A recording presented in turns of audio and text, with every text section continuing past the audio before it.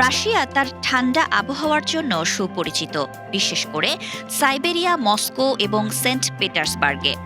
নরিলক্স সাইবেরিয়ার শীতলতম স্থানগুলির মধ্যে একটি। তাপমাত্রা সাধারণত ৩০ ডিগ্রি সেলসিয়াসের নিচে পড়ে। শীতকালে রাশিয়া সব সময় বরফে ঢাকা থাকে, হিমায়িত হ্রদ, ল্যান্ডস্কেপ এবং বরফ দ্বারা বেষ্টিত নদীগুলির আকারে।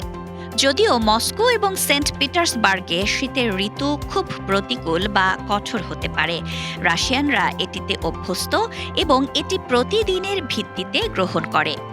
আইস ফিশিং এবং আইস হকি দেশের প্রধান শীতকালীন খেলা।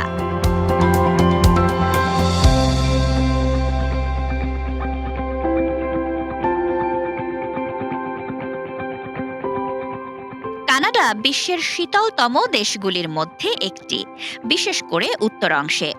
উইনিপেগ এবং ইউকন টেরিটরির মতো জায়গাগুলি ঘন ঘন হিমাঙ্ক এবং কঠোর ঠান্ডার নিচে পড়ে। প্রচণ্ড শীত বদলে দেয় মানুষের জীবনধারা। তারা স্নোবোর্ডিং, স্কিইং, আইস হকি এবং পাথুরে পর্বত পরিদর্শনের মতো বিভিন্ন বহিরঙ্গন কার্যকলাপে জড়িত।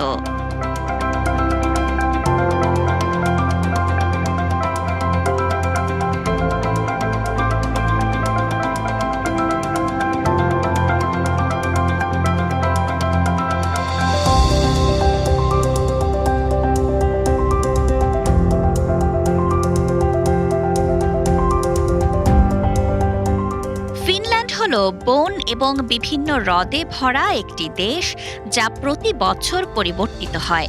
এখানকার আবহাওয়া বেশ বৈচিত্র্যময়।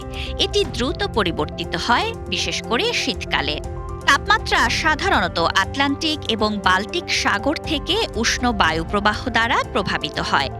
উত্তরের বিপরীতে ফিনল্যান্ডের দক্ষিণ পশ্চিম অংশে সবচেয়ে হালকা বায়ুমণ্ডল পাওয়া যেতে পারে, যেখানে আপনি সর্বত্র তুষার পাবেন।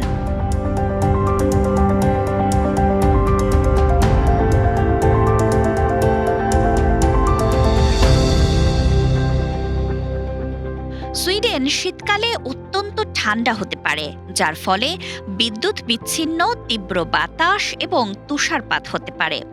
জলবায়ু উপসাগরীয় প্রবাহ দ্বারা প্রবাহিত হয় একটি উষ্ণ মহাসাগর।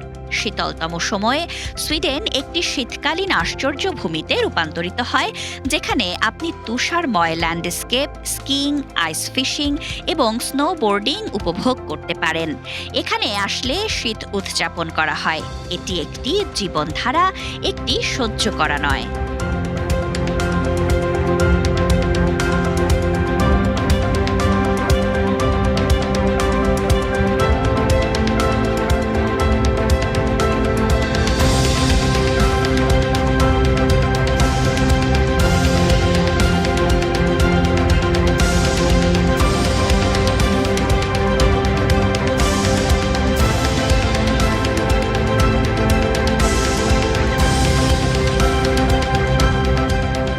কাজাখস্তান নভেম্বর থেকে মার্চের মধ্যে খুব ঠান্ডা হয়ে যায়।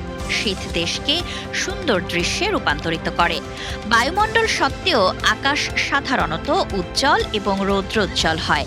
একজন দর্শনার্থী হিসাবে আপনি শীতকালীন খেলাধুলা, তুষার আচ্ছাদিত প্রাকৃতিক দৃশ্য এবং বিভিন্ন সাংস্কৃতিক অনুষ্ঠান দ্বারা মুগ্ধ হবেন।